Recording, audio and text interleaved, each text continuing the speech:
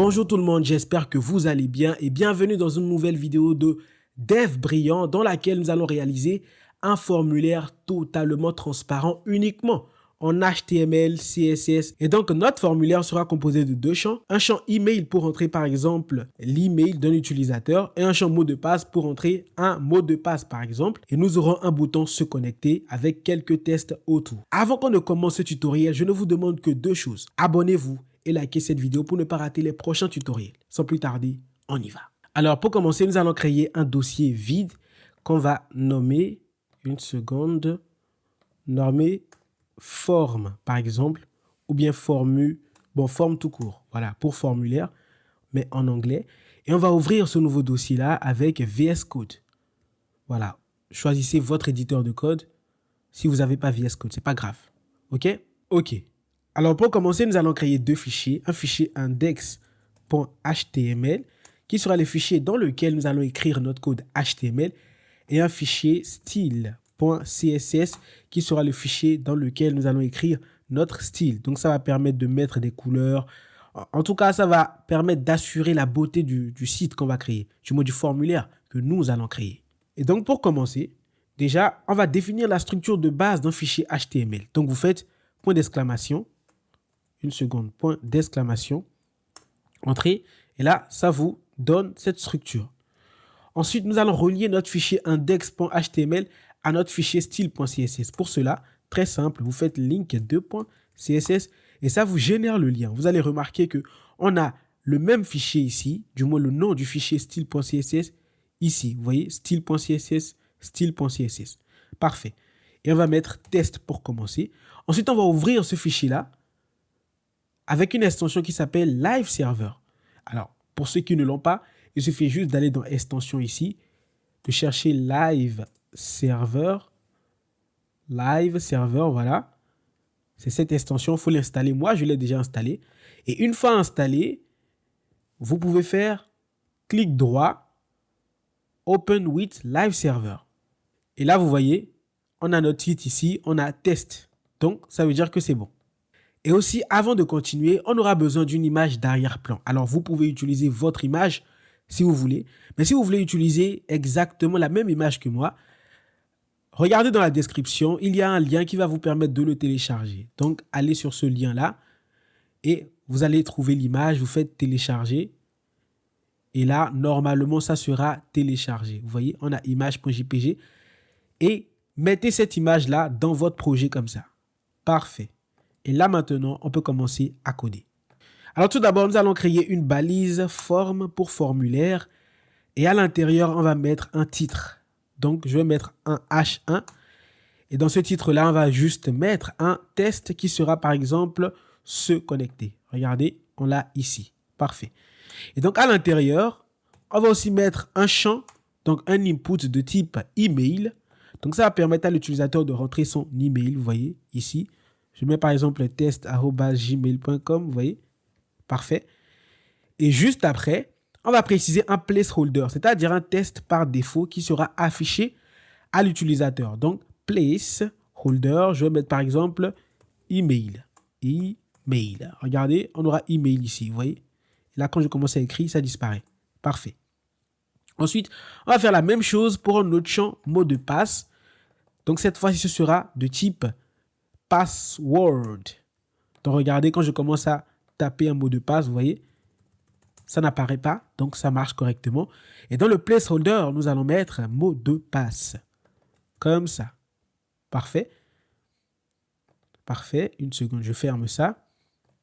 Et juste après, nous allons maintenant mettre une div, voilà, dans laquelle nous allons mettre aussi une autre div. Et ici, nous allons mettre un champ de type checkbox, donc input, checkbox, comme ça. On peut enlever le name et le ID, on n'en a pas besoin. Donc, c'est ça, le champ de type checkbox, voilà. Et juste en bas, on va mettre un span qui va nous permettre d'afficher un test. Ce test-là, se rappeler de moi. Voilà, comme ça. Et en dehors de cette div-là, on va mettre un lien, voilà, qui va pointer sur dièse pour l'instant. Et là, on va mettre mot de passe oublier. Comme ça. Voilà. Parfait. Et ensuite, quand on va sortir de cette grande div là, juste en bas, on va rajouter le bouton qui va permettre à l'utilisateur de valider le formulaire. Donc, button, comme ça. Et juste à l'intérieur du bouton, on va juste mettre se connecter. Regardez, on a ça. Et enfin, nous allons mettre un paragraphe P dans lequel nous allons demander à l'utilisateur est-ce qu'il a déjà un compte. Par exemple, on va mettre ça. Vous n'avez pas de compte. Alors, s'il n'a pas de compte, là, maintenant, on va afficher un lien, donc un A qui va pointer sur rien. Et on va mettre s'inscrire à l'utilisateur. Par exemple, s'inscrire comme test. Voilà. Donc, regardez, on a ça. Maintenant, on peut passer au CSS. Donc, ce que je vais faire, c'est fermer ce fichier-là et je vais ouvrir le fichier style.css. Alors, la première chose que nous allons faire, c'est importer une police d'écriture parce que je n'aime pas du tout la police d'écriture qu'on a actuellement. Donc, allez sur Google et tapez, par exemple, Google Font. Google Font, voilà. Et cliquez sur le premier lien. Et la fonte qu'on va choisir, c'est Popping. Donc, cherchez Popping comme ça. Donc, il s'agit de cette police d'écriture-là. Vous faites Get Font, Get Embed Code. Et là, nous allons faire Import. Et on va copier le code qui se trouve à l'intérieur de style. Donc, CTRL-C.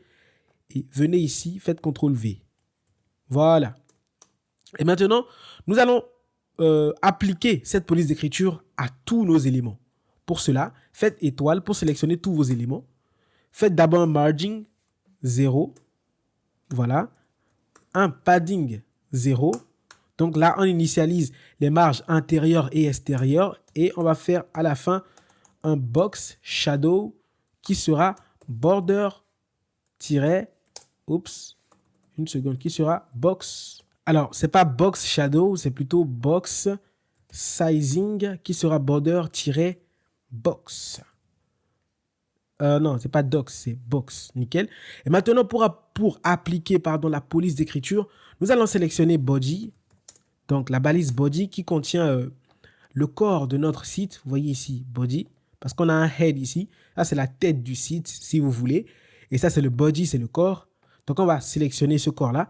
Et on va lui appliquer la police d'écriture popping. Donc, vous faites juste font family popping.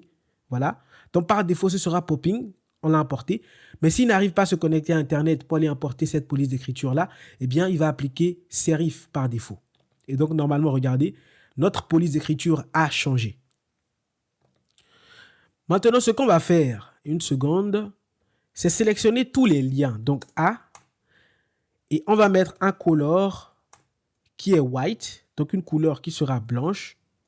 Normalement, ils vont disparaître, mais ils sont là, vous voyez. Et on va mettre un test decoration none pour enlever au fait le trait qui les souligne. Regardez, là, il n'y a plus de trait qui souligne ces liens. Parfait. Ensuite, ce qu'on va faire, c'est s'attaquer maintenant au body. Alors, qu'est-ce qu'on va faire au body? Tout d'abord, on va faire un display flex. Pour rendre les éléments à l'intérieur flexibles, un justify content qui sera center pour centrer de façon verticale, vous voyez, plutôt de façon horizontale nos éléments, et un align item center pour centrer de façon verticale nos éléments. Alors là, vous allez remarquer qu'il n'apparaît pas ici. Vous voyez, c'est parce qu'on n'a pas défini une hauteur maximale de notre body. Donc pour ça, on va faire juste un height qui sera sans VH. Sans VH veut juste dire qu'il doit prendre la hauteur de l'écran actuel. Vous voyez? Nickel. Et ensuite, on va appliquer le background image à body. Donc, tout d'abord, on va faire un background image. Donc, ça, c'est la couleur. Pardon, pas la couleur. C'est plutôt l'image d'arrière-plan. Donc, on va faire URL. Et là, on va lui passer le nom de l'image qui est img.jpg. Et l'image, normalement, va apparaître derrière comme ça, vous voyez. Et ensuite, vous allez remarquer que l'image est un peu froissée. Pour cela, on va d'abord préciser la size, c'est-à-dire la taille de l'image. Donc, background, background size, voilà, qui sera cover, voilà, pour que ça prenne, vous voyez, toute l'image. Et ensuite, on va centrer l'image, donc background position, qui sera center. Et donc, l'image sera bien centrée comme ça. Et regardez, quand j'agrandis, vous voyez, c'est totalement dynamique. Parfait. Maintenant, on va s'attaquer à cette partie, au formulaire. Et pour cela, nous allons attribuer une classe à notre formulaire ici. Alors, vous n'êtes pas obligé de le faire, hein. Vous pouvez utiliser directement form. Mais cette vidéo est faite pour que vous compreniez les concepts du HTML, CSS. Donc ça, c'est une classe qu'on va donner à notre formulaire, à notre balise formulaire qui sera par exemple form. Et donc ça va nous permettre de sélectionner ce formulaire-là précisément. Et pour sélectionner un élément classe, vous faites point et vous mettez le nom de sa classe et là, vous l'avez sélectionné. OK? Ensuite, ce qu'on va faire,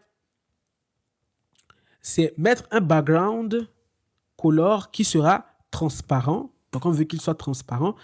Et on va mettre un backdrop. Une seconde. Backdrop filter pour rendre flou, au fait, l'arrière-plan du formulaire qui sera blur. Et là, on va préciser 20 pixels. Et là, normalement, regardez, vous voyez, on a cet effet glace là derrière. Donc, ça fonctionne correctement. Ensuite, ce qu'on va faire, c'est un display flex, un flex direction column, une seconde, flex-direction column, pour rendre les éléments alignés sur une colonne comme ça, vous voyez, ils prennent tous plutôt la largeur de l'élément. Ensuite, on va préciser une largeur, donc une width, qui sera de 420 pixels. Voilà, vous voyez. Et ensuite, on va préciser des marges. Donc, on va mettre un padding. OK? Donc, le padding, c'est-à-dire la marge intérieure doit être de 50 pixels. Donc, normalement, regardez, on a 50 pixels ici, 50 ici, 50 ici, 50 ici. Ensuite, on va arrondir les bords. Donc, pour ça, on va faire un border radius, et bien qui sera de 15 pixels. Vous voyez, les bords sont arrondis. Ensuite, ce qu'on va faire, c'est rajouter un box shadow, c'est-à-dire une ombre, donc box-shadow. Et pour cela, ce sera de 0,10 pixels. Et là, on va utiliser un RGBA, c'est-à-dire une couleur un tout petit peu transparent. Donc là, je vais mettre 255,255,0.1. Mais là, vous allez remarquer que l'ombre est brutale, donc il faut rajouter un 0 ici. Et là, ce sera légère. OK? Maintenant, ce qu'on va faire, c'est s'occuper des liens A. OK? Donc là, CTRL A, CTRL V, comme ça. Donc, on va dupliquer A. Ensuite, on va faire un hover, donc 2 points hover. Hover, en fait, quand je mets ça à un élément, à une balise, je veux, gérer l'événement selon laquelle, quand on va mettre la souris dessus, eh bien, que quelque chose se produise, quoi, vous voyez? Donc là, quand on va faire un hover, quand on va mettre la souris sur un lien, on veut que test decoration soit underline. Donc, underline. Et regardez, vous voyez, le trait apparaît. Donc, ça marche correctement. Ensuite, on va s'occuper du titre H1. Donc, pour ce faire, vous mettez H1 pour le sélectionner. On va mettre un test align qui sera center pour centrer le test. Je vais mettre un margin bottom qui sera de 20 pixels pour avoir une marge externe ici. Voilà, de 20. Et ensuite, je vais mettre une couleur, donc color qui sera blanc. Et je vais agrandir un peu le test, donc font size qui sera de 30 pixels, comme ça. Nickel. Ensuite, on va s'attaquer aux inputs. Donc, input. Les inputs, au fait, c'est tout ce qui est champ ici, vous voyez, input. Et on va s'attaquer aussi aux boutons. Donc, input, virgule, bouton. Ça veut dire que les classes, plutôt les propriétés qu'on va mettre à l'intérieur ici, vont s'attaquer à la fois à input et button. Tout d'abord, on va mettre un margin bottom qui sera de 20 pixels. Ensuite, une seconde. Après le margin bottom de 20 pixels, on va mettre un padding qui sera de 10 pixels. On va arrondir aussi les bords, donc border radius qui sera de 30 pixels comme ça, vous voyez. Et ensuite, on va mettre un border, une bordure qui sera par exemple, une seconde, border, qui sera 2 pixels solide. Et là, on va utiliser le RGBA qu'on a utilisé ici pour le shadow. Sauf que cette fois-ci, ce sera un peu plus clair. Donc, je vais mettre 2, comme ça. Voilà. Ensuite, ce qu'on va faire, c'est mettre un, regardez, quand je clique dessus, vous voyez, on a cette bordure noire là qui apparaît. On ne veut pas ça. Voilà pourquoi il faut mettre un outline qui sera none pour se débarrasser de ça. Vous voyez, ça n'apparaît plus. Ensuite, on va mettre un background color qui sera transparent. Voilà, comme ça, vous voyez. Nickel. Et aussi une couleur de test, donc color qui sera blanche. Voilà. Donc quand je commence à écrire, vous voyez, c'est blanc. Mais il y a un problème. Vous allez remarquer que le placeholder n'est pas blanc. Voilà pourquoi il faut s'attaquer au placeholder. Donc, vous faites input 2 points placeholder. Et là, je vais mettre color qui sera blanc. Voilà, vous voyez, les tests sont blancs. Aussi, il faut qu'on mette une bordure au formulaire aussi. Donc, copiez border ici, CTRL-C. Et mettez-le aussi à forme pour avoir une bordure légère. Ici, vous voyez, c'est vraiment une bordure très légère. Nickel. OK? Mais là, le bouton, vous voyez, il n'est pas beau du tout. Il n'est pas comme ce qu'on veut. Donc là, on va s'attaquer directement à lui. Donc, button. Voilà. On veut que son background color, donc la couleur d'arrière-plan, soit blanche. On veut que la couleur de son test soit noire. Voilà. On veut que le curseur soit pointeur. Donc, quand je mets la souris dessus, regardez, vous voyez, on a un pointeur. Et juste après, on veut un font weight, voilà, qui sera bold pour que le test soit gras comme ça. Et aussi, on veut une transition qui sera appliquée à background color, donc à la couleur d'arrière-plan. Donc là, je vais mettre background color comme ça. Et là, je vais préciser la valeur 0.3 secondes. Vous allez voir à quoi ça va nous servir. OK? Ensuite, quand on va faire un hover sur le bouton, donc quand on va mettre la souris dessus, donc 2 points hover, tout simplement, eh bien, on veut que la couleur d'arrière-plan, donc background color, une seconde, hover, comme ça, voilà. La couleur d'arrière-plan passe à dièse DDD. Regardez, vous voyez, on a ça. Donc, ça fonctionne correctement.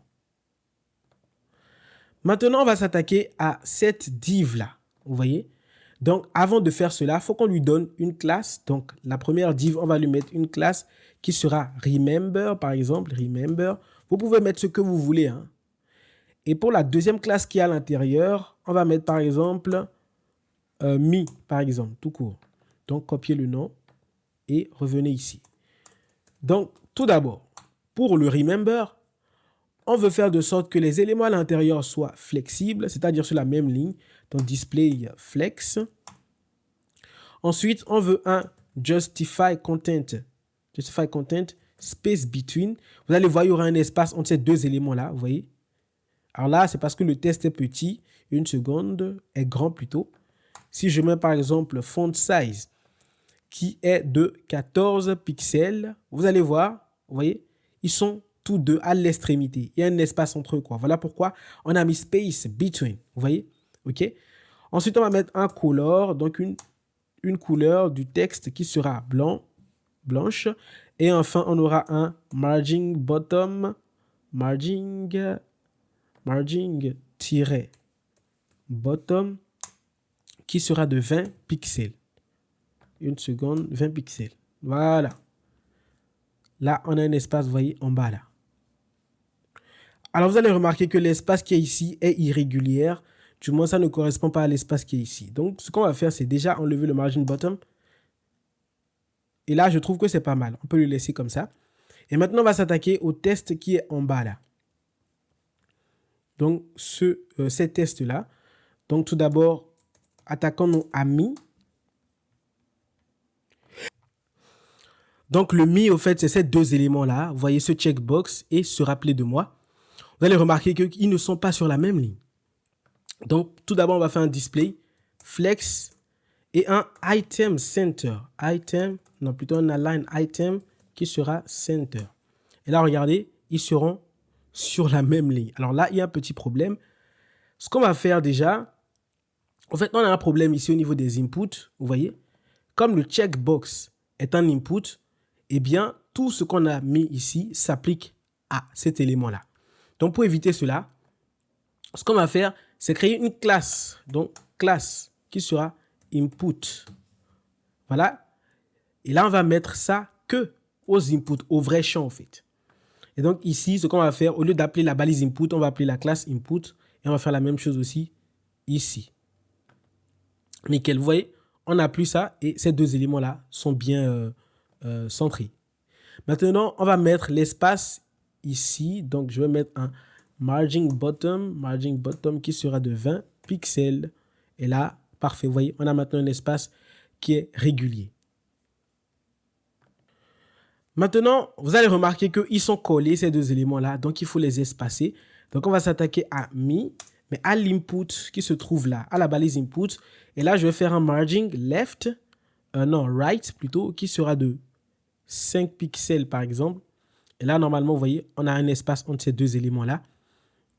Et enfin, on va s'attaquer à cette balise-là, donc qui correspond à la balise P. Et on va faire un test align. On va centrer ça, donc center. Et on va faire un font size, donc la taille du texte qui sera 14 pixels. Et enfin, la couleur, donc color, qui sera dièse FFF. Et donc, normalement, regardez, nous avons notre formulaire qui est bien transparent.